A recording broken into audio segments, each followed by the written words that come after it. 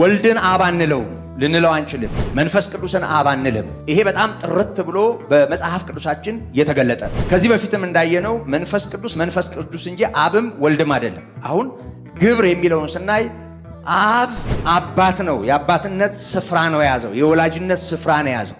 ወልድ ስንል ልጅ ነው። የልጅነት ቦታ ነው የያዘው። ማንነቱ ልጅነት ነው። መንፈስ ቅዱስ ስንል ሰራጺ የሆነውን የሥላሴ ሶስተኛውን አካል ነው የምናነሳው። ስለዚህ አሁን በምናነባቸው ጥቅሶች ውስጥ አብንም ወልድንም መንፈስ ቅዱስንም እንድናስተውል ስናነብ አካል ልናይ እንችላለን። ስማቸውንም አካል በተጠራበት ስም ይኖራል። ምንም ጥርጥር የለውም። ስም የአካሉ መጠሪያ ወይም መገለጫ ስለሆነ፣ ስለዚህ በምናነበው ቃል ውስጥ ስሙንም አካሉንም አለፍ ሲል ደግሞ ሻገር ሲል ደግሞ ግብሩንም ጭምር እናያለን።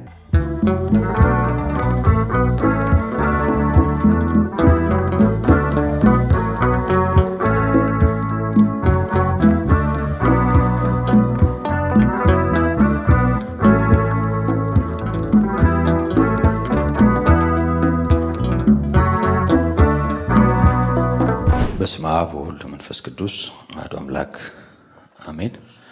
እንዴት ዋላችሁ? በምሕረት በጸጋው የደገፈን ይህን ጊዜና ሰዓት ለጥቅም የሰጠን አምላካችን በጌታ በኢየሱስ ክርስቶስ የተመሰገነ ይሁን። በሚረዳን በአምላካችን በልዑል እግዚአብሔር ጸጋ ካቆምንበት በመቀጠል ምስጢረ ሥላሴን እንማራለን። አጭር ጸሎት በማድረግ ወደ መልእክቴ ወይም ወደ ትምህርታችን እንሄዳለን። በሰማያት የምትኖር አምላካችን ልዑል እግዚአብሔር የጌታችንና የመድኃኒታችን የኢየሱስ ክርስቶስ አባት የሁላችንም ጌታ ፈጣሪያችን ሆይ ስለዚህ ዕለት ስለዚህ ዕድል ክብርና ምስጋና ለስምህ ይሁን። ሁሌም በምክርህ ግሩም ሆነ ወደ እውነት ሁሉ በሚመራው መንፈስህ እያገዝክ በመልካምነትህ ከኛ ጋር ያለ የአባቶቻችን አምላካችን የኢየሱስ ክርስቶስ አባታችን ልዑል እግዚአብሔር ክብር ላንተ ይሁን። አሁንም የቃልህን ደጅ ክፈትልን፣ አንተ አስተምረን። ድንዛዜ የሚሆኑ ማስተዋልን የሚይዙ ጤናማው ምክርህን ለማጣመም በክፋትና በተንኮል የሚሰሩ የክፋት መንፈሳውያን ሰራዊት በአንድ ሰው ላይ እንኳ አንዳች ነገር ማድረግ እንዳይችሉ ስራቸው በስምህ የፈረሰ ይሁን። ደግሞም ጌታ ሆይ በርቀት ሆነው ይህን ለሚከታተሉ ይሄ መልእክት በሚተላለፍበት ጊዜና ሁኔታ ሁሉ ለሚያደምጡ ያንተ የሆነውን ወደ እያንዳንዱ ልብና አእምሮ የሚያመጣ እግዚአብሔር ሆይ ጸጋህን ለሁሉ የሚያካፍል ያንተ ምሕረትና ሞገስ ለሁሉ እንዲያደርገው እንለምንሃለን። ቃል የሚለቅሙ ለማራቆት የሚሰሩ የክፋት መንፈሳውያን ሰራዊት በአንድ ሰው ላይ እንኳ ተጽዕኖ ማድረግ እንዳይችሉ ስራቸው በስምህ የፈረሰ ይሁን። ስለሰማህንና ሁሌም ስለምትሰማ እናከብረሃለን። አስቀድመህ ስለወደድከን እንወድሃለን። ክብርና ምስጋና ኃይልም ላንተ ይሁን፣ በኢየሱስ ቅዱስና ሕያው ስም አሜን። የክብር አምላካችን እግዚአብሔር በጌታችንና በመድኃኒታችን በኢየሱስ ክርስቶስ ስም የተመሰገነ ይሁን። እንደምታስታውሱ በምስጢረ ሥላሴ ትምህርታችን 4ኛ ክፍል ባለፈው ሳምንት በነበረን ጊዜ 2 አበይት ነገሮችን ተመልክተናል። አንደኛው አምላካችን እግዚአብሔር አንድ አምላክ መሆኑን፣ አምላክ ማለት ምን ማለት እንደሆነ ከመተርጎም ጀምሮ እግዚአብሔር አንድ አምላክ ስለመሆኑ የተጻፉ የአዲስ ኪዳንና የብሉይ ኪዳን ክፍሎችን ተመልክተናል። አንድ አምላክ ማለት እንዲሁ እንደዚህ ነጠላ ቁጥርን እንደማያመለክት በተለይም ደግሞ በብሉይም ኪዳን የምናነባቸውን እግዚአብሔር ከአንድ በላይ አካል ያለው አምላክ መሆኑን የሚያሳዩ የመጽሐፍ ክፍሎችን በማንበብ አንዱ አምላክ ከአንድ በላይ የሆነ አካል ያለው መሆኑን የሚያሳዩ የመጽሐፍ ክፍሎችን ተመልክተናል እና አንድ የሚለው ቃል ነጠላ አንድ ወይም ሲንጉላር ዋን ማለት እንዳልሆነ በተለይ ዘፍጥረት ምዕራፍ 1 ቁጥር 1 ላይ አዲሱ መደበኛ ትርጉም እንደገናም ደግሞ ሌላም አንድ መጽሐፍ አለ የአማርኛ ቨርዥን ነው ኤሎሂም በሚል በቅንፍ እግዚአብሔር በሚለው ቦታ ላይ አስቀምጠውታል። ኤሎሂም ማለት አማልክት የሚል ወይም ደግሞ አንድ አካል ያልሆነ መሆኑን የሚያመለክት መሆኑን አይተናል። ከዛ ባሻገር ከዘፍጥረት ምዕራፍ 1 ቁጥር 1 ጀምሮ በተለይ እስከ ዘፍጥረት ምዕራፍ 3 ዘፍጥረት ምዕራፍ 11 ላይ ያሉትን ክፍሎች እንደተመለከትነው እግዚአብሔር አንዱ አምላካችን ከአንድ በላይ የሆነ አካል ያለው መሆኑን የሚያሳዩ ክፍሎችን ተመልክተናል። በተለይ ያቆምነው እንደምታስታውሱ የጌታ መንፈስ በእኔ ላይ ነው፣ ለድሆች የምስራችን እሰብክ ዘንድ እግዚአብሔር ቀብቶኛል በማለት ነቢዩ ኢሳይያስ በምዕራፍ 61 ቁጥር 1 ላይ እንደተናገረ የጌታ መንፈስ በእኔ ላይ ነው በማለት በተገለጠው እና የትንቢቱ ፍጻሜ ሆኖ በመጣው በጌታችን በኢየሱስ ክርስቶስ ፍጻሜ ማግኘቱን ኢሳይያስ 48 ቁጥር 16 ላይ ያለውን ቃል አጽንኦት ሰጥተን ተመልክተናል። እንደምታስታውሱ በኢሳይያስ ምዕራፍ 48 ከቁጥር 12 ጀምሮ እስከ 16 ያለውን ክፍል በማንበብ እንደተመለከትነው ፈጣሪ የሆነው አምላክ የሆነው በቃሉ ስልጣን ሁሉን ማንቀሳቀስ የሚችል ልዑል አምላክ በኢሳይያስ አንደበት በመንፈስ ቅዱስ ወይም በመንፈሱ የተናገረው መሆኑን አስምረንበታል። አሁንም ጌታ እግዚአብሔርና መንፈሱ ልከውኛል በማለት ያ ሰማያትን ቀኜ ዘርግታለች ያለው፣ በጠራኋቸው ጊዜ ይሰበሰባሉ ያለው፣ ያዕቆብን በስሙ የጠራው፣ ፈቃዱን በከለዳውያን ላይ ሲያደርግ የኖረው፣ የወደደውን ከማድረግ አንዳች የሚከለክለው የሌለ አንድ ጌታ ኢየሱስ ክርስቶስ ለመሆኑ እዛ ላይ የቀረቡት ከቁጥር 12 ጀምሮ በዝርዝር የቀረቡት ሐረጎችና ከዛም ባሻገር ወደ ፍጻሜው ስንመጣ ደግሞ በሐዲስ ኪዳን መጽሐፍት ላይ የምናገኛቸው ጥቅሶች ኢሳይያስ 48 ላይ ቀኜ ሰማያትን ዘርግታለች እያለ የተናገረው ጌታ ኢየሱስ ክርስቶስ አሁን በስጋዌ ስሙ ደግሞ ከዛ በፊት በነበረው አካላዊው ቃል መሆኑን ዮሐንስ ከሆነው አንዳች እንኳ ያለ እርሱ አልሆነም ብሎ የተናገረለት በዮሐንስ ወንጌል ምዕራፍ 1 ከቁጥር 1 ጀምሮ እስከ 5 ባለው ክፍል በዝርዝር እንደተጻፈው ከዛ ጋር ቀጥታ ልናገናኘው የምንችል ቃል መሆኑን አይተናል። ስለዚህ ከዚህ አንጻር በተለይ ኢሳይያስ ምዕራፍ 48 ከቁጥር 16 ላይ የምናነበው ኃይለ ቃል ጌታ እግዚአብሔርና መንፈሱ ልከውኛል የሚለው ኃይለ ቃል እግዚአብሔር የኢየሱስ ክርስቶስ አባት ደግሞ የእግዚአብሔር መንፈስ ቅዱስን ልከውኛል በማለት ቁጥርን በተመለከተ ከአንድ በላይ ለሆነ አካል የምንጠቀምበትን ግስ ወይም ደግሞ ማሰሪያ አንቀጽ ተጠቅሞ መናገሩን እናያለን። ስለዚህ ጌታ እግዚአብሔርና መንፈሱ ልከውኛል የሚለውን ቃል ስናይ ሥላሴ በብሉይ ኪዳንም ስውር እንዳልነበረ ያው በስምና በአካል አሁን ባልነው ሁኔታ አብ ወልድ መንፈስ ቅዱስ ሶስት አካል ያለው ሶስት ስም ያለው አንድ አምላክ ብለን እኛ እንደምንጠራው ወይም ቤተክርስቲያን እንደምታመልከው በዛን ዘመን ያሉ ሰዎች ፍንትው ባለ ሁኔታ በቁጥር 3 ብለው አካሉንም ስሙንም መጥራት አይቻሉ እንጂ ሥላሴ በብሉይ ኪዳንም ግልጽ እንደነበረ የሚያሳይ ነው። በተለይ ደግሞ የአካል ልዩነት መኖሩን የሚያመለክቱ የሐዲስ ኪዳን ጥቅሶችን ስፍር ቁጥር የሌላቸውን ጥቅሶች እናያለን። ብዙ ናቸው እነሱ እና ያንን ማየታችን የሚጠቅመው ያው ባለፈው ጠቆም እንዳረኳችሁ ሥላሴ የቤተክርስቲያን አባቶች ጉባኤ ወይም ደግሞ ካውንስል በድንጋጌ አምላክ ያደረገው አምላክ እንዳልሆነ ሥላሴ የሚለው ቃል መጠሪያ ሆኖ በዚህ መልኩ ይቅረብ እንጂ ግን መጽሐፍ ቅዱስ ውስጥ ፍንትው ባለ መልኩ አብ ወልድ መንፈስ ቅዱስ የሚታይ መሆኑን እንድናስተውል ይህንን የሚያስገነዝቡ ጥቅሶችን አንድ ባንድ ያወጣን እንመለከታለን።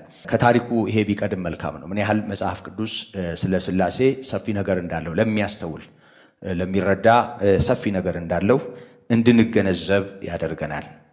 እንግዲህ በሉቃስ ምዕራፍ 4 ከቁጥር 17 ጀምሮ እስከ 19 ያለውን ክፍል ስንመለከት ጌታ ኢየሱስ ክርስቶስ ከተጠመቀም በኋላ ስራውን በጀመረበት ጊዜ የተናገረውን ነው የሚያሳየን። ከኢሳይያስ 61 የተወሰደውን ጥቅስ ነው የምናየው እና ልከውኛል ያለው ተልኮ የመጣው ጌታ እርሱ መሆኑን አያይዘን እንድናይና እንድናስተውል ነው። ኢሳይያስ 48 ላይ ያለው ጥቅስ ቀጥታ ከጌታ ከኢየሱስ ክርስቶስ ጋር መገናኘቱን፣ ኢሳይያስም ወይም ደግሞ ሌላ አካል ያለው አለመሆኑን፣ ያ ደግሞ ሥላሴን የሚያሳይ የእግዚአብሔር ቃል መሆኑን እንድንገነዘብ የሚያግዝ ነው። ሉቃስ ምዕራፍ 4 የምናውቀው ቃል ነው። በንባብ አስታውሳችኋለሁ። የነቢዩም የኢሳይያስን መጽሐፍ ሰጡት ይላል። መጽሐፉንም በተረተረ ጊዜ የጌታ መንፈስ በእኔ ላይ ነው፣ ለድሆች ወንጌልን እሰብክ ዘንድ ቀብቶኛልና፣ ለታሰሩትም መፈታትን፣ ለዕውሮችም ማየትን እሰብክ ዘንድ፣ የተጠቁትንም ነፃ አወጣ ዘንድ፣ የተወደደችውንም የጌታን ዓመት እሰብክ ዘንድ ልኮኛል። ማን የተላከው? ጌታ ኢየሱስ ክርስቶስ ነው። ማን የላከው? አባቱ ጌታ እግዚአብሔር። ኢሳይያስ 48 ቁጥር 16ን ስናይ ደግሞ እንደምናየው ማን የላከው? ጌታ እግዚአብሔርና መንፈሱ ልከውኛል። ጌታ እግዚአብሔርና መንፈሱ ልከውኛል። ዮሐንስ ምዕራፍ 1 ከቁጥር 1 ጀምሮ በመጀመሪያው ቃል ነበር፣ ቃልም በእግዚአብሔር ዘንድ ነበር። ዘንድ ምን ይመስላችኋል? ዘንድ ማለት ማለት ነው፣ ጋር ማለት ነው፣ ከእግዚአብሔር ጋር ማለት ነው።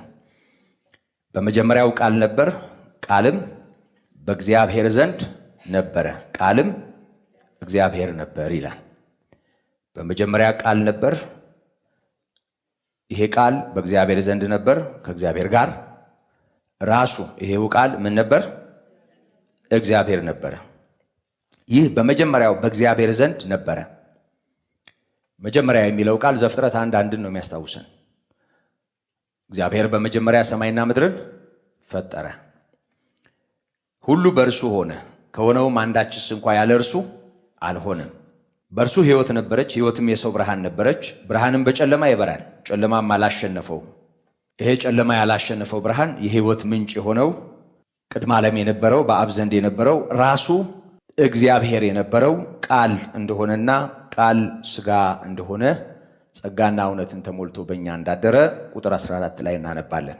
ስለዚህ ቀኙ ሰማያትን የዘረጋች ባለፈው እንዳየነው ዕብራውያን ምዕራፍ 1 ላይ ሁሉን የፈጠረ ሁሉን የሚችል አምላክ ይሄ ጌታ ኢየሱስ ክርስቶስ እንደሆነ እናውቃለን እና በብሉይ ኪዳን ጌታ እግዚአብሔርና መንፈሱ ብሎ ገላጭ በሆነ ግስ መጠቀሙና ጌታ እግዚአብሔርና መንፈሱ ልከውኛል ብሎ መግለጡ ፍጻሜ አግኝቶ ይሄ የተላከው ክርስቶስ አብ የላከው ኢየሱስ ወደዚህ ዓለም መጥቷል።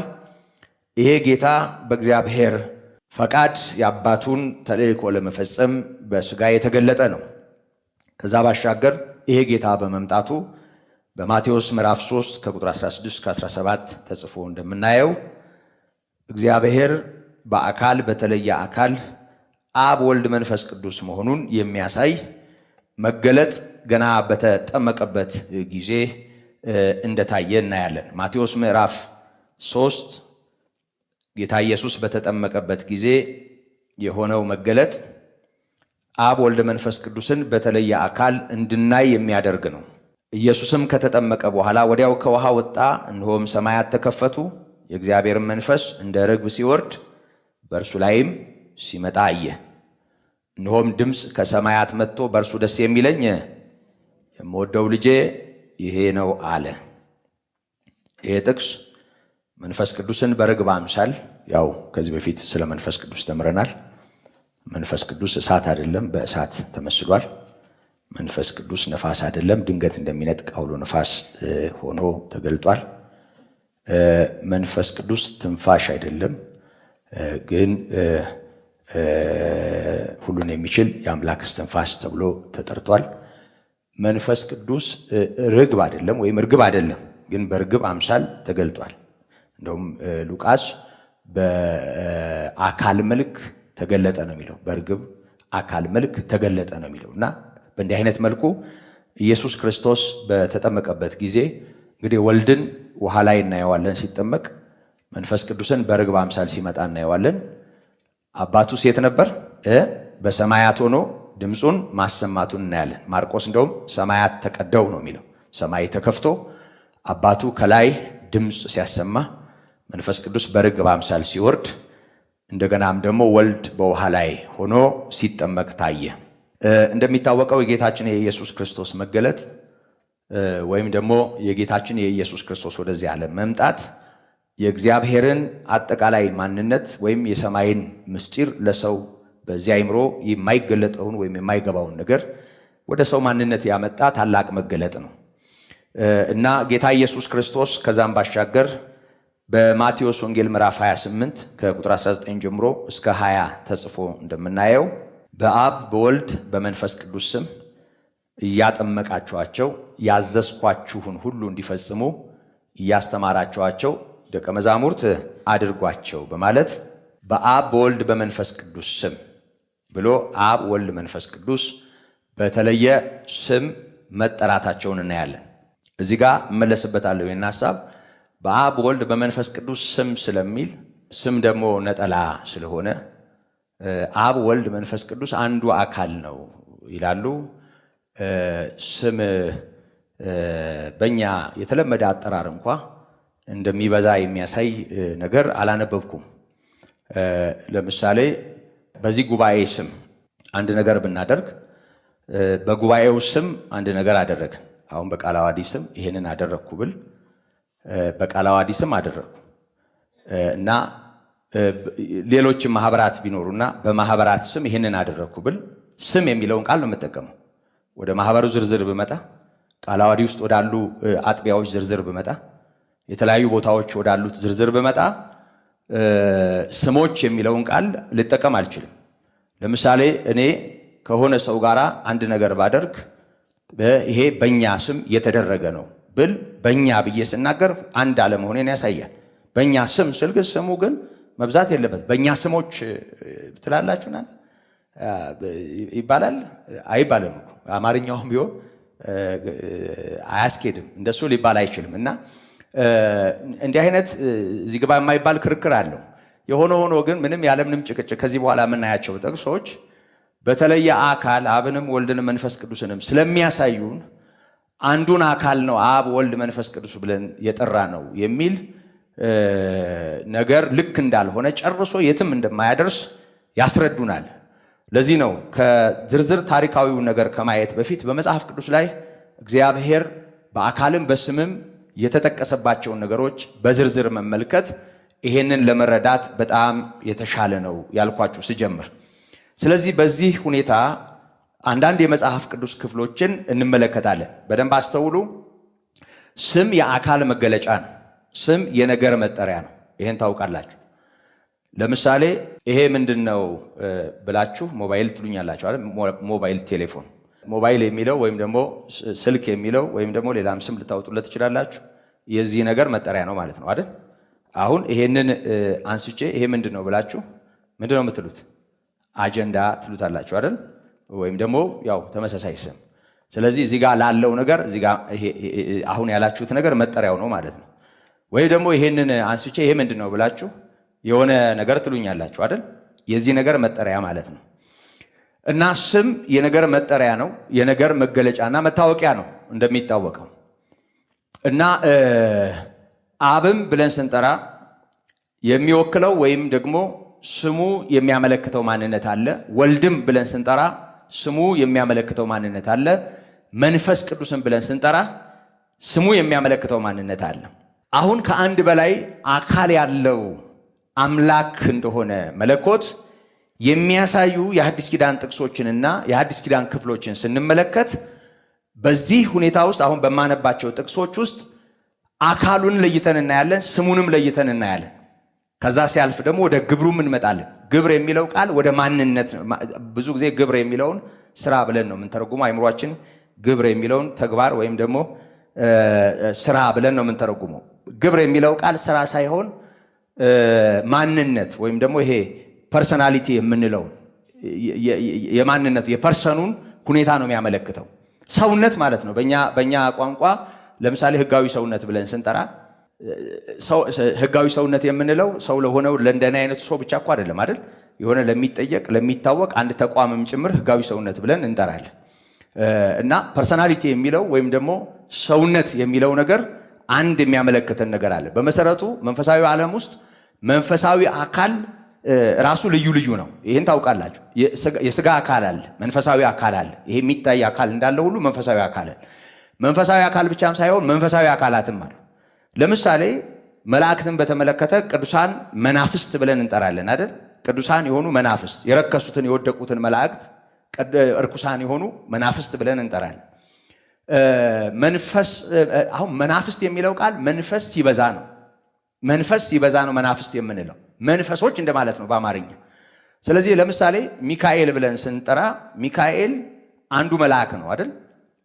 መንፈስ የሆነ ከመናፍስት አንዱ የሆነ መልአክ ነው። ገብርኤል ብለን ስንጠራ ገብርኤል አንዱ መልአክ ነው። መንፈሳዊ አካል አላቸው። መንፈሳዊ አካላቸው ሚካኤል ሚካኤል ነው፣ ገብርኤል ገብርኤል ነው። መንፈስ ስለሆኑ ወይም መናፍስት ስለሆኑ ዝርው አይደሉም። ስጋና አጥንት ስለሌላቸው ዝርው አይደሉም። ወይም ደግሞ አካል የሌለው ዝም ብሎ እንደ ነፋስ ወይም ደግሞ እንደ አየር ወይ እንደሆነ ነገር ዝም ብሎ የተለቀቀ ማለት አይደለም። መንፈስ ማለት መንፈሳዊ አካል ማለት ነው። ስለዚህ እነዚህን ጥቅሶች ስናነብ አሁን ለጊዜው የአካል ልዩነት መኖሩን እንዲያሳዩን ነው እነዚህን ጥቅሶች የምናነባቸው። ግን የአካል ልዩነቱን ስናነብ ወይም ደግሞ ስንመለከት ስምም ግብርም እናያለን። ግብር የሚለውን ቃል አሁን ባለን ትምህርት በደንብ አድርጋችሁ አስተውሉ። ማንነትን ነው የሚያሳየው። ለምሳሌ አብ ነው፣ አባት ነው። የኢየሱስ ክርስቶስ አባት ነው። ወልድን አብ አንለውም፣ ልንለው አንችልም። መንፈስ ቅዱስን አብ አንልም። ይሄ በጣም ጥርት ብሎ በመጽሐፍ ቅዱሳችን የተገለጠ ነው። ከዚህ በፊትም እንዳየነው መንፈስ ቅዱስ እንጂ አብም ወልድም አይደለም። አሁን ግብር የሚለውን ስናይ አብ አባት ነው፣ የአባትነት ስፍራ ነው የያዘው፣ የወላጅነት ስፍራ ነው የያዘው። ወልድ ስንል ልጅ ነው፣ የልጅነት ቦታ ነው የያዘው፣ ማንነቱ ልጅነት ነው። መንፈስ ቅዱስ ስንል ሰራጺ የሆነውን የሥላሴ ሦስተኛውን አካል ነው የምናነሳው። ስለዚህ አሁን በምናነባቸው ጥቅሶች ውስጥ አብንም ወልድንም መንፈስ ቅዱስንም እንድናስተውል ስናነብ አካል ልናይ እንችላለን። ስማቸውንም አካል በተጠራበት ስም ይኖራል። ምንም ጥርጥር የለውም። ስም የአካሉ መጠሪያ ወይም መገለጫ ስለሆነ፣ ስለዚህ በምናነበው ቃል ውስጥ ስሙንም አካሉንም አለፍ ሲል ደግሞ ሻገር ሲል ደግሞ ግብሩንም ጭምር እናያለን። ይሄ በውስጣችን ይሁንና ታሳቢ ይሁንና እነዚህን ጥቅሶች ላንብባቸው። በደንብ አስተውሉ። እግዚአብሔር አንድ አምላክ ነው። መለኮት አንድ ነው። መለኮት ሶስት አይደለም። ሶስት አምላክ የለንም። እግዚአብሔር አንድ አምላክ ነው። አይሁድም እንደሚሉት እኛም የምንለው አንድ አምላክ ነው። ኤሎሂምን ነው አንድ የምንለው። አብ ወልድ መንፈስ ቅዱስን ነው አንድ አምላክ ብለን የምንጠራው። መለኮት አንድ ነው። በመለኮት ውስጥ ያሉ አካላትን ነው እያየን ያለ ነው። እነዚህ ከወንጌላት ውጪ በመልእክታትና በአጠቃላይ የአዲስ ኪዳን መጽሐፍት ውስጥ የምንመለከታቸው ጥቅሶች የአካል ልዩነትን ቅድም ካነሳዋቸው ጥቅሶች ባሻገር እንድናስተውል የሚጋብዙ ናቸው። ለምሳሌ በሐዋርያት ሥራ ምዕራፍ 7 ቁጥር 55 ላይ እስጢፋኖስ በተቃዋሚዎቹ መሃል ሆኖ ሊገሉት ባሰፈሰፉት መሃል የተናገረውን ነው። መንፈስ ቅዱስንም ተመልቶ ይላል።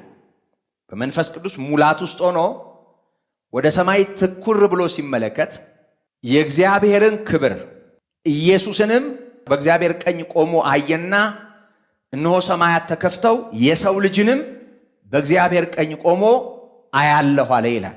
አካል እናያለን። የአካል ልዩነት አንዱን አካል አብ ወልድ ወይም አብ ወልድ መንፈስ ቅዱስ እንዳንል ያስገድደናል። ይኸውላችሁ መንፈስ ቅዱስን ተሞልቶ በእግዚአብሔር መንፈስ ሙላት ውስጥ ሆኖ ትኩር ብሎ ወደ ላይ ሲመለከት የእግዚአብሔርን ክብር ጌታ ኢየሱስን፣ የእግዚአብሔር ክብር ማን ነው? ጌታ ኢየሱስ። ይሄ የእግዚአብሔር ክብር እንደገና የሰው ልጅ ተብሎ ተጠርቷል። ከእኛ ጋር በተዛመደበት ወገን በሆነበት ማንነቱ ወደ አባቱ የሄደውን የሰው ልጅ የሆነውን የእግዚአብሔር ልጅ ያመለክተናል። የእግዚአብሔርን ክብር ኢየሱስን በእግዚአብሔር ቀኝ ቆሞ አየና። በእግዚአብሔር ቀኝ ቆሞ ነው ያየው። እግዚአብሔር ማን ነው? የጌታ የኢየሱስ ክርስቶስ አባት፣ አሁን በሚገባን ዕውቀት። ስለዚህ በእግዚአብሔር ቀኝ ቆሞ የአካል ልዩነት አታዩ ማለት በእግዚአብሔር ቀኝ አሁን እግዚአብሔር አለ። በእግዚአብሔር ቀኝ ቆሞ አየው። ማንን? ጌታ ኢየሱስን ወይም የሰው ልጅን ወይም የእግዚአብሔር ክብር የሆነው። ስለዚህ በዚህ ጥቅስ ውስጥ እግዚአብሔር አብንም የሰው ልጅ የሆነውን የእግዚአብሔር ልጅ የእግዚአብሔር ክብር የሆነውን ጌታ ኢየሱስንም እናየዋለን። ስለዚህ አሁን በምናነበው ክፍል ከዛ አለፍ ብለን ካየን በእስጢፋኖስ ሆኖ እስጢፋኖስ አይኖቹ ተገልጠው እንዲያይ ያደረገውን ሶስተኛውን አካል ከቤተ ክርስቲያን ጋር ያለውን አካል መንፈስ ቅዱስንም እናየዋለን። መንፈስ ቅዱስን ተሞልቶ ነው የሚለው። የሆነ ሆኖ ወደ ሰማይ ሲመለከት የተመለከተው ነገር ሶስቱንም ነገር የሚገልጥ ነው። የእግዚአብሔር መንፈስ እርሱ ጋር ሆኖ የእግዚአብሔር ክብር በአብ ቀኝ ሆኖ ደግሞ በቀኙ ካለው ጋር ያለውን የኢየሱስ ክርስቶስን አባት እግዚአብሔርን እናያለን። እዚህ ክፍል ጌታ ኢየሱስ በስም ተጠርቷል። ኢየሱስ ተብሏል። የሰው ልጅ ተብሏል። የእግዚአብሔር ክብር ተብሏል። እና እግዚአብሔር አባቱ ቀኝ ላይ ሆኖ ነው የታየው። የአካል ልዩነት እናያለን። አሁን መንፈስ ቅዱስ የሚለውን ለጊዜው እዚህ ጋር እናኑረውና ወደ ላይ ሲያይ በአብ ቀኝ ያለውንና ራሱ አባቱን ነው ለይቶ የሚያሳየን። በአብ ቀኝ ቆሞ አያለው። በአብ ቀኝ ቆሞ አየና። ስለዚህ አብና ወልድን ወይም ደግሞ የእግዚአብሔርን ክብር ወይም ጌታ ኢየሱስን ወይም የሰው ልጅን በተለየ አካል እናያለን። ስምም እናያለን፣ አካልም እናያለን። አካል ማለት በቀኝ የቆመውና ደግሞ አባቱን አካል ስንል የተለየ አካል ነው። በአባቱ ቀኝ ቆሞ አያለው፣ የሚታይ ነገር ነው ያየው። አያለው ነው እያለ የአካል ልዩነት እናያለን። አብን አይደለም የእግዚአብሔር ክብር፣ አብን አይደለም ጌታ ኢየሱስ፣ አብን አይደለም የሰው ልጅ እያለ ያለው። አብን በምንም ተአምር የሰው ልጅ ልንለው አንችልም። አብ ስጋን ገንዘብ አላረገም። አብ ወደዚህ ዓለም መጥቶ በተገለጠ አካል አልተሰቀለም። አብ አልሞተም። የሞተው የአብ ልጅ የሆነው የሰው ልጅ ሆኖ የተገለጠው ጌታ ኢየሱስ ነው። ስለዚህ በተለየ አካል አብንና ወልድን እናያለን። በተለየ አካል ብቻም ሳይሆን በስምም ጭምር እናያለን። ስምን በተመለከተ እግዚአብሔር እና በእግዚአብሔር ቀኝ ያለውን ጌታ ኢየሱስን እናያለን። አስተውሉ ይሄንን። አሁንም እዚሁ ሐዋርያት ሥራ ምዕራፍ 10 ቁጥር 38 ላይ ቅዱስ ጴጥሮስ የሰበከው ስብከት ነው። ቆርኔሌዎስንና ቤተሰቦቹን እግዚአብሔር የናዝሬቱን ኢየሱስን በመንፈስ ቅዱስ በኃይልም ቀባው። ማን ነው የቀባው? እግዚአብሔር። ማንን? የናዝሬቱ ኢየሱስን በመንፈስ ቅዱስ በኃይልም ቀባው ይላል። እርሱም መልካም እያደረገ ለዲያብሎስም የተገዙትን ሁሉ እየፈወሰ ዞረ። እግዚአብሔርም ከእርሱ ጋር ነበረ። ከእግዚአብሔር ጋር የነበረው በሥጋ ሲገለጥ ደግሞ እግዚአብሔር ከእርሱ ጋር ሆነ። ስለዚህ እየፈወሰ በዲያብሎስ የተያዙትንም ደህና እያደረገ እየታደገ በምድር ላይ ይንቀሳቀስ ነበር። እግዚአብሔር እዚህ ቦታ ላይ ከኢየሱስ ጋር መሆኑን፣ እግዚአብሔር እዚህ ቦታ ላይ ለዚህ ተልእኮ ጌታ ኢየሱስን መላኩን፣ ለዚህ ተልእኮ ልጁን መቀባቱን ያሳየናል። ስለዚህ እግዚአብሔር ብሎ እዚህ ጋር እየጠራ ያለው ከሱ ጋር ነበር በማለት የሚጠራው ማንን ነው? አብን ነው፣ የኢየሱስ ክርስቶስን አባት። እና ወልድ ደግሞ በተገለጠ አካል ይዞር ነበር። የት? በምድሪቱ። በዲያብሎስም የተያዙትን እየፈወሰ በምድሪቱ ይንቀሳቀስ ነበር። ስለዚህ በፈውስ እየተንቀሳቀሰ ያለው በሚታይ አካል እየተንቀሳቀሰ ያለው የአብ ልጅ ነው። እግዚአብሔር ግን ከእርሱ ጋር ነበር። እግዚአብሔር ከእርሱ ጋር ነበር እና ቀብቶታል፣ በመንፈስ ቅዱስ በኃይልም ቀብቶታል ይለናል። እና ስለ መንፈስ ቅዱስ ኃይል ተብሎ ስለተጠራው እናያለን። ጌታ ኢየሱስን ለዚህ ተልእኮ የላከውን የኢየሱስ ክርስቶስ አባት የሆነውን አብን እንመለከታለን። እግዚአብሔር ተብሎ ተጠርቷል።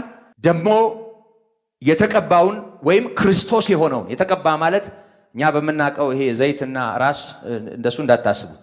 የተቀባ ሲባል ቶሎ ዘይት ነው አይምሯችን ላይ የሚመጣው እና ክርስቶስ መሆኑን ነው የሚያሳየው። የተቀባ ቅቡ የተቀባ ማለት ክርስቶስ ማለት መሲህ ማለት ነው። በሌላ ቋንቋ የዳዊት ልጅነቱን ነው የሚያሳየው። የዳዊት ልጅነቱን ነው የሚያሳየው። የሆነ ሆኖ ምስጢረ ሥላሴ ነው እየተማርን ያለ ነው። ስለዚህ ትኩረት የማደርገው ስሙና አካሉ ግብሩ ላይ ስለሆነ አሁንም ይሄ ቃል ይሄንን ያሳየናል። አሁንም እንሄዳለን እዚሁ ክፍል ምዕራፍ 11 ሐዋርያት ሥራ ምዕራፍ 11 ቁጥር 17 ላይ እንግዲህ እግዚአብሔር በጌታ በኢየሱስ ክርስቶስ ላመንነው ለእኛ ደግሞ እንደሰጠን ያን ስጦታ ለእነርሱ ከሰጠ እግዚአብሔርን ለመከልከል እችል ዘንድ እኔ ማን ነበርኩ ይላል ጴጥሮስ። እግዚአብሔር በኢየሱስ ክርስቶስ ላመንነው ለእኛ ያንን ስጦታ ሰጠ። የትኛው? መንፈስ ቅዱስን።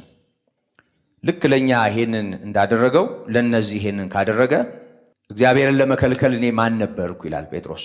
የሆነ ሆኖ እግዚአብሔር መንፈሱን እንደሰጠ መንፈሱን ለሐዋርያት ወይም ለደቀ መዛሙርት እንደሰጠ እንዲሁ ከአሕዛብ ወገን ለሆኑቱ ቆርኔሌዎስ ሰብስቦ ለጴጥሮስ አገልግሎት ላመቻቻቸው ሰዎች በዛው አይነት ሁኔታ መስጠቱን ይነግረናል።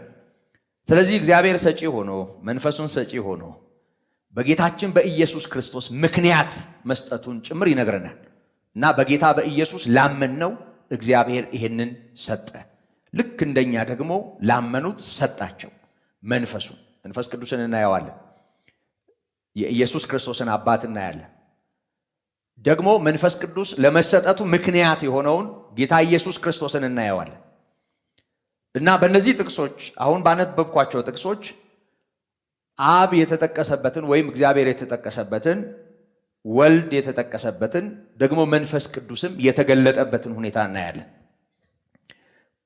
ወደ ሮሜ ምዕራፍ 1 ልውሰዳችሁ። ሮሜ ምዕራፍ 1 ቁጥር 7 በእግዚአብሔር ለተወደዳችሁና ቅዱሳን ልትሆኑ ለተጠራችሁ በሮሜም ላላችሁ ከእግዚአብሔር ከአባታችን ከጌታም ከኢየሱስ ክርስቶስ ጸጋና ሰላም ለእናንተ ይሁን ይላል። ከእግዚአብሔር ከአባታችን ከጌታም ከኢየሱስ ክርስቶስ ጌታ ኢየሱስ እና እግዚአብሔር አብ እግዚአብሔር አባታችንን በተለየ አካል ይጠቅሳል። አሁንም ምዕራፍ 3 ሮሜ ቁጥር 25 እርሱንም እግዚአብሔር በእምነት የሚገኝ በደሙም የሆነ ማስተስሪያ አድርጎ አቆመው። ማንን? እርሱ ማን ነው? ጌታ ኢየሱስ። አቋሚው ማን ነው? እግዚአብሔር። ምን አድርጎ አቆመው? በደሙ የሆነ ማስተስሪያ አድርጎ አቆመው። ይህም በፊት የተደረገውን ኃጢአት በእግዚአብሔር ችሎታ ስለመተው ጽድቁን ያሳይ ዘንድ ነው ይላል እና ጌታ ኢየሱስ ክርስቶስን እግዚአብሔር መድኃኒት አድርጎ እንዳቆመው በደሙ የኃጢአት ስርየትን ሰዎች እንዲቀበሉ ኢየሱስ ክርስቶስን እግዚአብሔር እንደላከውና እንዲህ እንዳቆመው ይነግረናል። ምዕራፍ 15 ቁጥር 15 እና 16 አሕዛብ በመንፈስ ቅዱስ ተቀድሰው የተወደደ መሥዋዕት ሊሆኑ ለእግዚአብሔር ወንጌል እንደ ካህን እያገለገልኩ ለአሕዛብ የክርስቶስ ኢየሱስ አገልጋይ እሆን ዘንድ ከእግዚአብሔር በተሰጠኝ ጸጋ ምክንያት ተመልሼ ላሳስባችሁ ብዬ በአንድ ቦታ በድፍረት ጻፍኩላችሁ ይላል። አሕዛብ በመንፈስ ቅዱስ ተቀድሰው መሥዋዕት ሊሆኑ ለእግዚአብሔር ወንጌል እንደ ካህን እያገለገልኩ ለአሕዛብ የክርስቶስ ኢየሱስን አገልጋይ እሆን ዘንድ በእግዚአብሔር በተሰጠኝ ጸጋ ምክንያት ተመልሼ ላሳስባችሁ ብዬ በአንድ ቦታ ይህን ጻፍኩላችሁ ይላል። እግዚአብሔርን ደግሞም ጌታ ኢየሱስ ክርስቶስን የእሱ አገልጋይ ነኝ ሲል እናየዋለን። የእግዚአብሔርን ወንጌል ነው ማገለግለው ሲል እናየዋለን። የማገለግልበት ምክንያት አሕዛብ በመንፈስ ቅዱስ እንዲቀደሱ ነው ሲል እናየዋለን። መንፈስ ቅዱስንም እግዚአብሔርንም ጌታ ኢየሱስ ክርስቶስንም እዚህ ክፍል ላይ እንመለከታለን። ሌላ አንደኛ ቆሮንቶስ ምዕራፍ 1 ቁጥር 24 ለተጠሩት አይሁድ ቢሆኑ የግሪክ ሰዎችም ቢሆኑ የእግዚአብሔር ኃይልና የእግዚአብሔር ጥበብ የሆነው ክርስቶስ ነው። እግረ መንገዴን መንፈስ ቅዱስ ላይ ስመጣ እመለስበታለሁ። አሁን የእግዚአብሔር ኃይል፣ የእግዚአብሔር ጥበብ፣ የእግዚአብሔር መንፈስ የሚለውን ቃል እግዚአብሔር የሚጠቀምበት የሆነ መሳሪያ አድርጎ የማሰብ ራሱን ችሎ አካል ያለውን ነገር ሳይሆን እግዚአብሔር የሚገለገልበትን ኃይል፣ እግዚአብሔር የሚገለገልበትን አቅም ነው ብሎ የማሰብ ወይም ደግሞ እንዲህ የማስተማር ነገር እንዳለ አውቃለሁ። እሱን በክፍሉ በደንብ እመለስበታለሁ። ግን አንድ ነገር እግረ መንገድ ላንሳ። የእግዚአብሔር መልአክ ሲል ምንድነው የሚገባል? የእግዚአብሔር የሆነ አይደል? ቅዱስ የሆነ የእግዚአብሔር መልአክ የሆነ ሲል ራሱን ችሎ አካል የሌለው ማለት ነው። ሚካኤል እኮ ሚካኤል አይደል? የሆነ ንፋስ አይደል? የሆነ ነገር መሳሪያ አይደለም። ልክ እንደ መዶሻ እንደሱ አይደለም። የእግዚአብሔር የሚለው ቃል የማን መሆኑን ለማሳየት ነው። ምክንያቱም መናፍስት፣ የረከሱ መናፍስት አሉ፣ የሰይጣን መልእክተኞች አጋንንት ማለት ነው። ደግሞ የእግዚአብሔር መንፈስ አለ፣ ቅዱሱ የእግዚአብሔር መንፈስ የማን ወገን እንደሆነ የማን መንፈስ እንደሆነ ነው የሚያሳየን እንጂ የእግዚአብሔር የሚለው ቃል እንደሆነ አካል እንደሌለው ኃይል እንድናስብ የሚጋብዝ አይደለም። ይሄን በደንብ አድርጋችሁ አስምራችሁ ያዙበት። መንፈስ ቅዱስ ላይ ይመለስበታለሁ ሐሳቡ። የሆነ ሆኖ ግን ለተጠሩት አይሁድ ቢሆኑ የግሪክ ሰዎችም ቢሆኑ የእግዚአብሔር ኃይልና የእግዚአብሔር ጥበብ የሆነው ማን ነው? አዎ ክርስቶስ ማን ነው? የእግዚአብሔር ኃይል ነው። ክርስቶስ ማን ነው? የእግዚአብሔር ጥበብ ነው። ክርስቶስ በስጋ የተገለጠውን የሰው ልጅን ነው የሚያሳየው። እሱን የእግዚአብሔር ኃይል የእግዚአብሔር ጥበብ ብሎታል። በተለየ አካል ማለት ነው። ስለዚህ አብና ማንን እናያለን እዚህ ጋር? ወልድን ወይም የእግዚአብሔር ጥበብ የሆነውን ወይም የእግዚአብሔር ኃይል የሆነውን ክርስቶስን እናየዋለን። የእግዚአብሔር ኃይል የሚለው ቃል የእግዚአብሔር መሆኑን የሚያሳይ ነው። እዚሁ ምዕራፍ 6 አንደኛ ቆሮንቶስ ምዕራፍ 6 ከቁጥር 19 እስከ 20 ወይስ ሥጋችሁ ከእግዚአብሔር የተቀበላችሁት በእናንተ የሚኖረው የመንፈስ ቅዱስ ቤተ መቅደስ እንደሆነ አታውቁምን? ይላል። በዋጋ ተገዝታችኋልና ለራሳችሁ አይደላችሁም። ስለዚህ በሥጋችሁ እግዚአብሔርን አክብሩ ይላል። ከእግዚአብሔር የተቀበላችሁት የመንፈስ ቅዱስ ቤተ መቅደስ፣ የመንፈስ ቅዱስ ቤተ መቅደስ፣ የመንፈስ ቅዱስ ማደሪያ በእናንተ ውስጥ የእግዚአብሔር መንፈስ አለ። እሱ ከማን ያገኛችሁት? ከእግዚአብሔር። ከእግዚአብሔር ያገኛችሁት ምኑን ነው? መንፈሱን። መንፈሱ የት ነው የሚያድረው? እናንተ ውስጥ። ስለዚህ ሰጪውን እናያለን፣ እግዚአብሔር። ደግሞ ስጦታ ሆኖ የመጣውን በክርስቶስ ላመን ነው የተሰጠውንም መንፈስ ቅዱስን እናያለን። የመንፈስ ቅዱስ ማደሪያዎች ናቸው። መንፈስ ቅዱስ ወደ እናንተ እንዲመጣና በእናንተ እንዲያድር ዋናውን ስራ የማዳን ስራ የሰራው ማን ነው? ጌታ ኢየሱስ። ምክንያቱም በደሙ ዋጅቶናል። ስለዚህ በዋጋ ገዝቶናል። በዋጋ ተገዝታችኋል ይለናል። ስለዚህ የፈሰሰው ደም እኛን ለማዳን የተከፈለው ዋጋ እኛን ከጨለማው ስልጣን ያዳነ ነው። እግዚአብሔር ልጁንም እግዚአብሔር መንፈሱንም ሰጥቷል።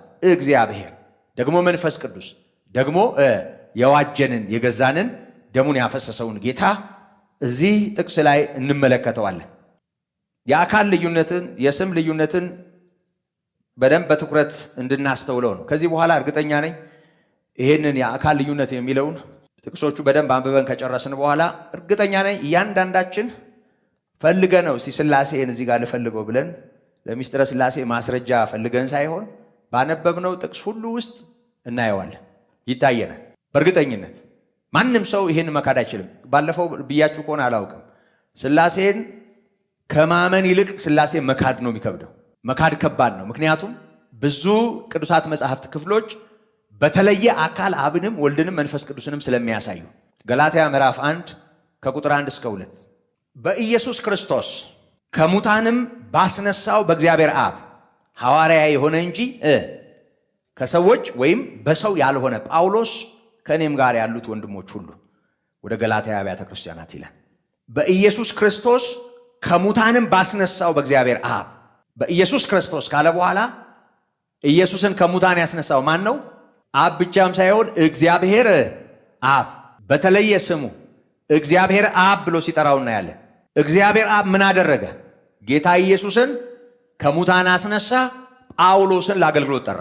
ከሰው ወይም በሰው ሐዋርያ አልሆንኩም። እኔ ሐዋርያ የሆንኩት በኢየሱስ ክርስቶስ፣ ኢየሱስ ክርስቶስን ከሙታን ባስነሳው በእግዚአብሔር አብ በእርሱ ነው እኔ ሐዋርያ የሆንኩት፣ ከሰው ወይም በሰው አይደለም። ሰው አልሾመኝም እያለ ነው ጳውሎስ። ስለዚህ ሁለቱንም አካል እናያለን። ከሙታን የተነሳውን ቤዛችንን እናየዋለን፣ ትንሣኤና ሕይወት የሆነው ኢየሱስን ከሙታን ያስነሳውን የኢየሱስ ክርስቶስን አባት እግዚአብሔር አብን እናያለን። አብ ወልድ በዚህ ጥቅስ ውስጥ በግልጽ ተለይተዋል። ከሙታን የተነሳውና ከሙታን ያስነሳው ግልጽ ነው። አስነሺውና ተነሺው ማለት ነው። የተለያየ አካል ነው። ከሙታን የተነሳው አብ አይደለም በጭራሽ። እንደሱ አይነት ትምህርትም የለም። እንደሱ አይነት ቅዠት ሊኖር ይችላል እንጂ ትምህርት አይኖርም። ስለዚህ ከሙታን የተነሳው ማን ነው? ጌታ ኢየሱስ ነው፣ ወልድ ነው፣ አብ አይደለም። አስነሺው ማን ነው? እግዚአብሔር አብ ነው፣ በመንፈስ ቅዱስ ከሙታን ያስነሳው። ስለዚህ አብንም ወልድንም በተለየ አካል እናያለን። በተለየ አካል እናያለን። ፊልጵስዩስ ምዕራፍ 2 ቁጥር 6 ላይ እርሱ በእግዚአብሔር መልክ ሲኖር ሳለ ከእግዚአብሔር ጋር መተካከልን መቀማት እንደሚገባ ነገር አልቆጠረው። በማጥበቅና በማላላት ቃሉ የሚሰጠው ትርጉም ስላለ ሁለቱንም ብናረገው ወዴትም አይሄድም ጥቅሱ። የሁለቱም ትርጉም ጤናማ ስለሚሆን ይኸውላችሁ በእግዚአብሔር መልክ ሲኖር ሳለ ነው የሚለው። በእግዚአብሔር መልክ ሲኖር ሳለ ማለት ሰው ሲሆን በእግዚአብሔር መልክ ነው የኖረው፣ በሰው መልክ ነው አይደል? እየሰማችሁ ነው? በእግዚአብሔር መልክ ሲኖር ሳለ ማለት በሰው መልክ ራሱን አዋርዶ የባሪያን መልክ ከመያዙ በፊት ማለት ነው። በእግዚአብሔር መልክ ሲኖር ሳለ በእግዚአብሔር መልክ ሲኖር ሳለን ዮሐንስ 1:1 ጋር ማያያዝ እንችላለን። በመጀመሪያው ቃል የነበረበትን ሁኔታ ማለት በእግዚአብሔር ዘንድ ነው የነበረው። በእግዚአብሔር ዘንድ ሲኖር በእግዚአብሔር መልክ ነው የነበረው። በእግዚአብሔር መልክ ሲኖር ራሱ እግዚአብሔር ሆኖ ነው የኖረው። ራሱ እግዚአብሔር ነው። ጥቅሶቹን ከተመለከትን በኋላ አብም ወልድም መንፈስ ቅዱስም እግዚአብሔር በሚለው ቃል መጠራታቸውን እናያለን። እግዚአብሔር በአማርኛው ትርጉም እግዚአብሔር የዓለማት ጌታ የሚል ትርጉም ተሰጥቶታል። እግዚአብሔር የዕብራይስጡን ሙሉን ቋንቋውን ባትሰሙ እንኳ እስቲ የዕብራይስጥ ዘፍጥረት 1:1 የዕብራይስጥን ያው ጉግል ማድረግ ትችላላችሁ፣ መስማት ትችላላችሁ። ኤሎሂም ኤሎሂም ኤሎሂም ሲል ትሰሙታላችሁ። ኤሎሂም ነው እግዚአብሔር ተብሎ የተተረጎመው። ምዕራፍ 1 ላይ እንዳለ እግዚአብሔር የሚለው ቃል ኤሎሂም ተብሎ ተጠርቷል። እና ኤሎሂም ወይም እግዚአብሔር ነበር መቼ? በእግዚአብሔር ዘንድ ሲኖር ሳለ ራሱ እግዚአብሔር ነበር ብሎታል። በእግዚአብሔር ዘንድ እያለ እሱ ነው ሥጋ የሆነው። አሁን በእግዚአብሔር ዘንድ ሲኖር ሳለ የሚለው ቃል በመጀመሪያ ክብሩ ማለትም ዓለም ሳይፈጠር በነበረው ክብር፣ በእግዚአብሔር ዘንድ በነበረው ክብር ማለት እንችላለን። ምክንያቱም ዮሐንስ ምዕራፍ 17 ቁጥር 5 ላይ ዓለም ሳይፈጠር በአንተ ዘንድ በነበረኝ ክብር በራስ ዘንድ አክብረኝ ስላለው ዓለም ሳይፈጠር ከእግዚአብሔር ጋር የነበረውን ክብር ነው የሚነግረን። ስለዚህ ያን ጊዜ ከእግዚአብሔር ጋር መተካከልን እንደ መቀማት ወይም እንደ መንጠቅ በጭራሽ ያኔ በነበረበትም የእግዚአብሔር ክብር ተገዳዳሪ አልነበረም። ቃል በነበረበት ያኔም ቢሆን ተገዳዳሪ አልነበረም። የእግዚአብሔር ልጅ ቅድመ ዓለም ሰማይ ምድር ከመፈጠሩ በፊት ቃል ሆኖ የኖረው የእግዚአብሔር ልጅ የሰው ልጅ ማለት እያልኳችሁ ሳይሆን የእግዚአብሔር ልጅ እያልኳችሁ ነው። የሰው ልጅ ስጋዌውን ነው ሰው ሲሆን የያዘው ስፍራ ነው። የእግዚአብሔር ልጅ ግን ቀድሞም የነበረበት ማንነት ነው። እሱን ወደፊት ወደ ወልድ መለኮታዊነት ስንመጣ እንመለከተዋለን። ይኸውላችሁ በእግዚአብሔር መልክ ሲኖር ሳለ የሚለው ቃል ከእግዚአብሔር ጋር መተካከልን መቀማት እንደሚገባ ነገር ብለን ብናየው ማለት እንደ መገዳደር ከአብ ጋር ትከሻ እንደመለካካት ወይም የእግዚአብሔር አብን መለኮታዊነት እንደ መንጠቅ አልቆጠረው። አሁን ደግሞ በምስሉ እንደ ሰው ተገኝቶ የባሪያን መልክ ሲይዝ ቃሉን በማጥበቅና በማላላት ሌላ ትርጉም ለሚሰጥ ሰው ነው ይሄን የምለው እንጂ ሐሳቡ ግልጽ ነው። ቀጣዩ ሐሳብ ይሄንን እንደመነጠቅ ከእግዚአብሔር ጋር የነበረውን ክብር እንደማጣት ሳይቆጥር በምስሉ እንደ ሰው ተገኝቶ የባሪያን መልክ ይዞ ራሱን አዋረደ። ይሄንን እንደመነጠቅ አልቆጠረውም። በእግዚአብሔር መልክ የነበረውን ክብር ያንን እንደማጣት አልቆጠረው። ለአባቱ ፈቃድ ፍጹም ታዞ ሲመጣ እኛን ስለማዳን ክርስቶስ በሥጋ ሲገለጥ ያንን ክብር እንደማጣት እንደመነጠቅ አልቆጠረውም። እንደተወሰደበት አልቆጠረው። በትህትና ራሱን ዝቅ አደረገ። እርሱ በእግዚአብሔር መልክ ሲኖር ሳለ ከእግዚአብሔር ጋር መተካከልን መቀማት እንደሚገባ ነገር አልቆጠረውም። እንደተነጠቀ አልቆጠረውም። ማለት የትርጉም ልዩነት አያመጣም። ነገር ግን የባሪያን መልክ ይዞ በሰው ምሳሌ ሆኖ ራሱን አዋረደ። በምስሉም እንደ ሰው ተገኝቶ ራሱን አዋረደ፣ ለሞትም ይኸውም የመስቀል ሞት እንኳ የታዘዘ ሆነ። በዚህም ምክንያት እግዚአብሔር ያለ ልክ ከፍ ከፍ አደረገው፣ ከስምም ሁሉ በላይ ያለውን ስም ሰጠው ይላል። እግዚአብሔር ራሱ ዝቅ ያደረገውን በመታዘዝ እንደ ሰው የሰውነት ቦታ የያዘውን የባሪያን መልክ የያዘውን ለመስቀል ሞት የታዘዘውን እግዚአብሔር ያለ ልክ ከፍ ከፍ አደረገው፣ ከስምም ሁሉ በላይ ያለውን ስም ሰጠው። አሁን ሰጪውን እናያለን፣ ከፍ ከፍ አድራጊውን እናየዋለን። መተካከልን እንደመነጠቅ ሳይቆጥር በምስሉ እንደ ሰው ተገኝቶ ራሱን ያዋረደውን እናያለን። ራሱን ያዋረደው ቃል ነው። ራሱን ያዋረደው የእግዚአብሔር ልጅ ነው። ራሱን ያዋረደው ቅድመ ዓለም የነበረው ነው። ራሱን ያዋረደው ከእግዚአብሔር ጋር በተካከለ ክብር የነበረው ነው። ከእግዚአብሔር ጋር በተካከለ ክብር የነበረው እርሱ ራሱን አዋረደ። እግዚአብሔር ደግሞ ምላሽ ሰጠ። የእግዚአብሔር ምላሽ ምን ሆነ? ከስም ሁሉ በላይ የሆነውን ስም ሰጥቶ አከበረው፣ ከፍ አደረገው፣ ያለ ልክ አከበረው። ማለት ያለ ልክ ማለት የእግዚአብሔር ቦታ ነው። ይህን ታውቃላችሁ። ልክ የሌለው እግዚአብሔር ብቻ ነው።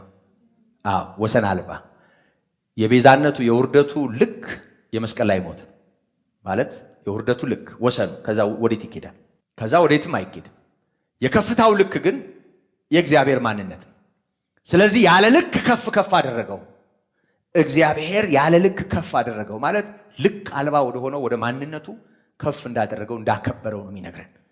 ምክንያቱም ቀጣዮቹ ቃላትም ይሄንን ነው የሚያብራሩልን። ይህም ይላል በሰማይና በምድር ከምድርም በታች ያሉት ሁሉ በኢየሱስ ስም ይንበረከኩ ዘንድ መላስም ሁሉ ለእግዚአብሔር አብ ክብር ኢየሱስ ጌታ እንደሆነ ይመሰክር ዘንድ ነው። ክብር ለስሙ ይሁን።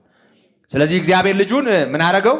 ከፍ አደረገው። ያለ ልክ ያለ መጠን ከፍ አደረገው። ያለ መጠን ማለት በሱ መጠን ማለት በሱ መጠን ማለት ልክ አልባ በሆነው በእግዚአብሔር ከፍታ ማለት ነው። ምክንያቱም መጀመሪያም ከእግዚአብሔር ጋር ተካክሎ ነው አይኖርም። እሱን እኮ እንደመነጠቅ ሳይቆጥር አይደለም ራሱን ጥሎ የመጣው። ስለዚህ አባቱ አከበረው፣ አብ ያዘውን ቦታ እንዳረሰ። ይኸውላችሁ ይሄንን ወደ አንድ አካል አምጥተን አብም ወልድም መንፈስ ቅዱስም አንዱ አካል ነው ብለን እቃቃ ብንጫወት ዝም ብሎ በራሳችን ነው ድራማ የምንሰራው። ዝም ብሎ እቃቃ ነው የሚሆን፣ ምንም ትርጉም የለው፣ መጽሐፍ ቅዱሳዊም አይደለም። በደንብ አስተውሉ። ቆላሲስ 3:17 ቆላሲስ 3:17 አንደኛ ተሰሎንቄ 1:1 አንደኛ ጢሞቴዎስ 1:5 እና 6 ሁለተኛ ጢሞቴዎስ 1:2 ሁለተኛ ጢሞቴዎስ 1:2 ቲቶ 1:1 እና 2 ዕብራውያን 2:3 እና 4 ዕብራውያን 9:14 ዕብራውያን 9:14 አንደኛ ጴጥሮስ 1:1 እና 2 አንደኛ ጴጥሮስ 1:1 እና 2 ቁጥር 20 እና 21 ቁጥር 20 እና 21 አንደኛ ጴጥሮስ 1:1 እና 2 ቁጥር 20 ቁጥር 21 ምዕራፍ 1 ሁለተኛ ጴጥሮስ 1:17 ሁለተኛ ጴጥሮስ 1:17 አንደኛ ዮሐንስ 4:9 5:10 ሁለተኛ ዮሐንስ 1:3 ያዕቆብ 1:27 ያዕቆብ 1:27 እና ይሁዳ 1:1 እንዲሁም ቁጥር 25 ይሁዳ 1:1 እና ቁጥር 25 ቅድም በመግቢያ ላይ ተናግሬዋለሁ። እነዚህን ጥቅሶች በታማኝነት እዩዋቸው ጊዜም እንዳንወስድ። በዛ ላይ ደግሞ ራሳችሁ ማስታወሻችሁ ላይ አብ ወልድ መንፈስ ቅዱስን በተለየ አካል ስም ግብርም እንዲሁ አሁን ባልነው ወይም ከዚህ በፊትም በተካፈልነው መሰረት ያንዳንዱን ጥቅስ ለይታችሁ አስቀምጡ። አጽንኦት ለመስጠት ቅድም ብየዋለሁ በቃሌ። አሁን ደግሜ አንድ ነገር ልበላችሁ። የአካል ልዩነት ስላለ ነው የስም ልዩነት የኖረው። ይህንን እንዳረሳ። የአካል ልዩነት ስላለ ነው የስም ልዩነት ያለው ወይም የኖረው። የአካል ልዩነት ስላለ ነው የስም ልዩነት የኖረው። ከላይ በዝርዝር ባየናቸው ጥቅሶች ቅድም የጠቀስኳቸውና አሁን የሰጠኋችሁ በደንብ እነሱን ታያዋቸዋላችሁ።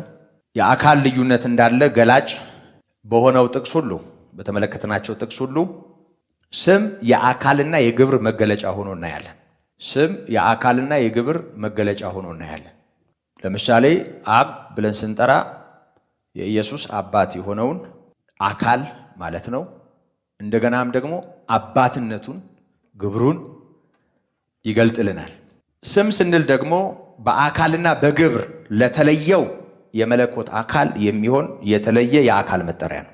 በሌላ ቋንቋ ይህንን ስንል አብ ብለን የኢየሱስ ክርስቶስን አባት፣ ወልድ ብለን የአብን አንድያ ልጅ፣ መንፈስ ቅዱስ ብለን ደግሞ ከአብ የሚሰርጸውን ሶስተኛውን አካል መንፈስ ቅዱስን መጥራታችን ነው። ስለዚህ ስሙ የአካሉ ስሙ የግብሩ መገለጫ ነው። ስሙ ለተለየው አካል ማለትም ለመለኮት አካል የተለየ አካል መጠሪያ ነው። እየሰማችሁ ነው አይደል? ስሙ ለመለኮት አካል። መለኮት አንድ ነው። አንድ ነው ማለት አንድ አምላክ አለን ማለት ነው። ኤሎሂም አምላካችን ሶስት አካል ያለው አምላክ ነው። ስለዚህ አብ ስንል በተለየ አካል አባትን ነው የምንጠራው። ወልድ ስንል ልጅን ነው የምንጠራው። መንፈስ ቅዱስ ስንል ሶስተኛውን አካል ሰራጺውን መንፈስ ቅዱስን ነው የምንጠራው።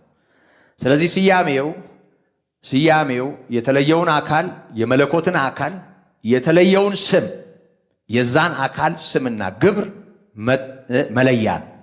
ይህንን በደንብ አስተውሉ። የጌታ ጸጋ ይብዛላችሁ።